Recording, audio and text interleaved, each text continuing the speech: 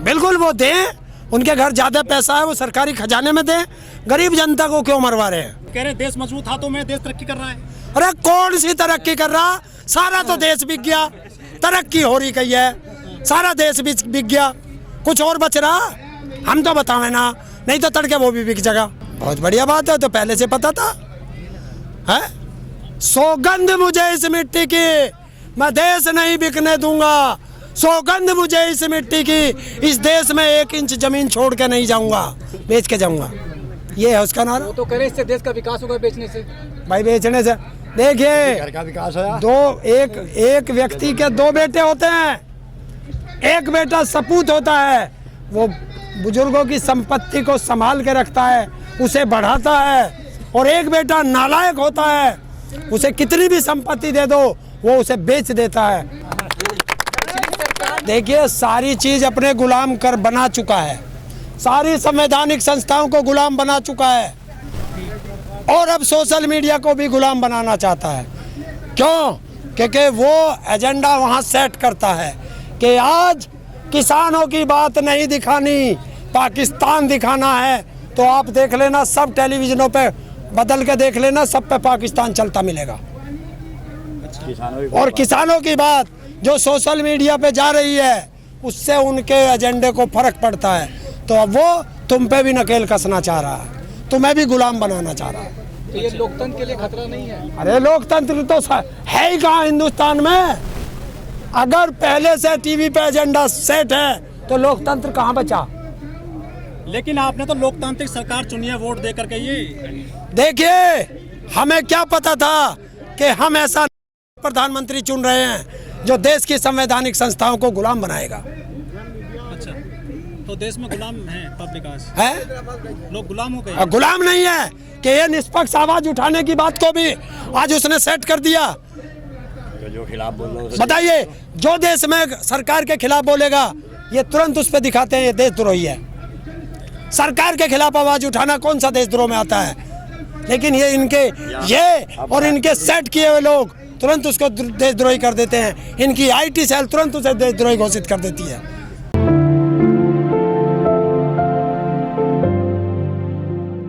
सही है, अपना गर्मी का सीजन है तो गर्मी तो आवेगी।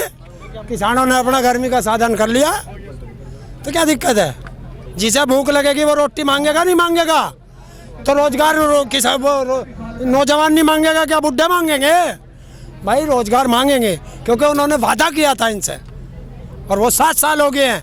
14 करोड़ नौकरी हो गई है इनकी, कहाँ है वे नौकरी? तो मांगेंगे। वोट दिया इन्होंने, उसे प्रधानमंत्री बनाया है, तो फिर रोजगार कौन देगा? कौन कह रहा है? आज मोदी जी का इतिहास उठाइए। जिस दिन से मोदी जी बने थे 2014 में, देश का कर्ज देख लीजिए उस दिन, और आज देख लीजिए दुगना हो गया है। तो क्या कर्ज निपटाया भाई? ये तो दुगना हो गया है। दूसरी चीज, भारत कितने युद्ध लड़ा, RBI का रिजर्व पैसा कभी जरूरत नहीं पड़ी। इसने कौन सा युद्ध लड़ा कि RBI का रिजर्व पैसा भी ले लिया, सारी कंपनियां बेच दी, एक स्कूल भी बनाया क्या? अरे किसी स्टेशन पे एक कूलर भी लगवाया क्या? हाँ लगवाया है। सरदार पटेल का अपमान करके उस स्टेडियम पर अपना नाम लिखवाया है। आया है रफेल, पर कितना महंगे पे आया है ये भी तुम्हें पता है, और किसको उसे ठीक करने का ठेका दिया है। भाई एक बात तो बताओ, तब मेरे से कहने लगो कि एक वीडियो हमारी बना दिए, जब मैं इसके बारे में जानता नहीं तो कैसे वीडियो बनाऊंगा? बताओ। हिंदुस्तान में एक कहावत है कि जिसकी कार उसी को साजे, और करे तो डंडा बाजे। है, रफेल आया हिंदुस्तान में, उसकी मेंटेनेंस का किसको देना चाहिए? जो हवाई जहाज बनाना जानता हो, ठीक करना जानता हो, जो हिंदुस्तान की एरोनॉटिक्स है, वो जो हिंदुस्तान में हवाई जहाज बनाती है, उसको नहीं दिया। क्यों? कि उससे दलाली नहीं मिलती। किसे दिया? अंबानी को दिया। और वो अंबानी जो भारत का पहले ही डिफॉल्टर है। ये तो सबको पता कि 2 गुजराती आए और 2 गुजरातियों को लाए। भाई मोदी और अमित शाह हम दो, और हमारे दो अडानी अंबानी। लेकिन अगर व्यापार कर रहे हैं दोनों वो, तो क्या दिक्कत है आपको? देश में इससे पहले कोई वो नहीं थे उद्योगपति। जब से मोदी जी आए हैं देश के 95% ठेके अडानी और अंबानी को ही जा रहे हैं। क्यों?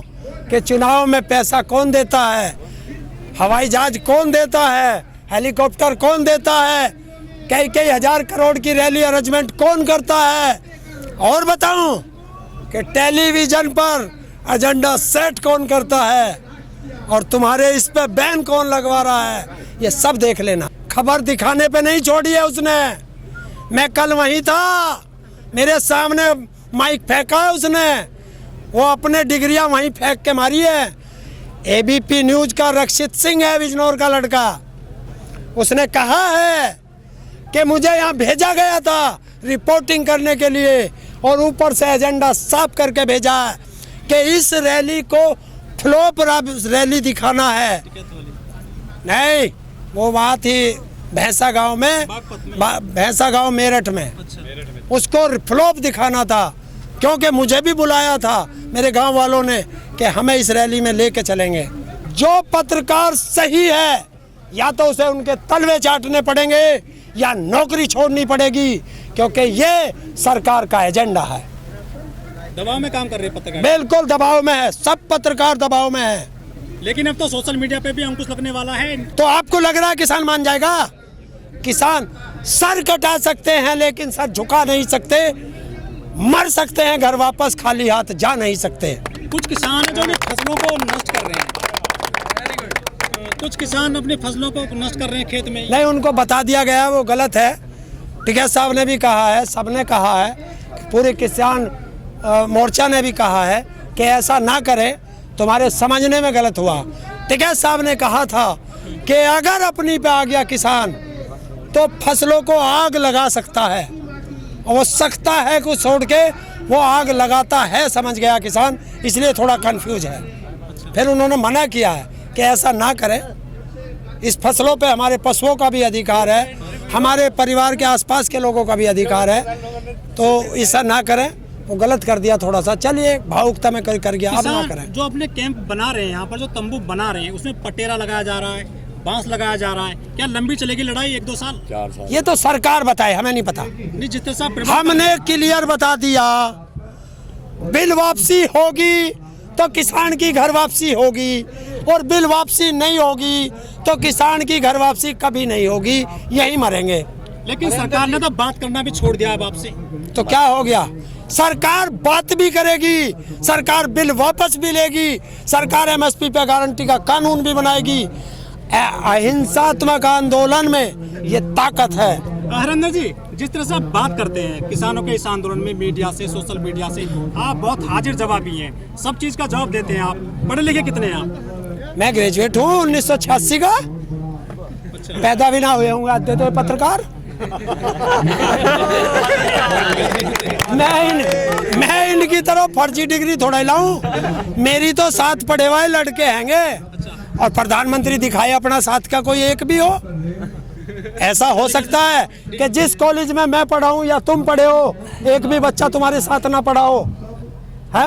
प्रधानमंत्री के साथ कोई नहीं पड़ा। मैं डिग्री की बात ही नहीं करता, डिग्री तो रोज मिले बाजार में। हिंदुस्तान है, इसमें नकली पासपोर्ट भी आ जा, तुम तो डिग्री की बात कर रहे। वो दिखाओ जो लड़का उसके साथ पढ़ा हो, उसे लाओ ना, या वो दिखाओ जिस माई के लाल ने इसके हाथ की चाय पी हो। आओ मेरे सामने, फर्जी बनाने से कुछ नहीं होता, असली पे आओ।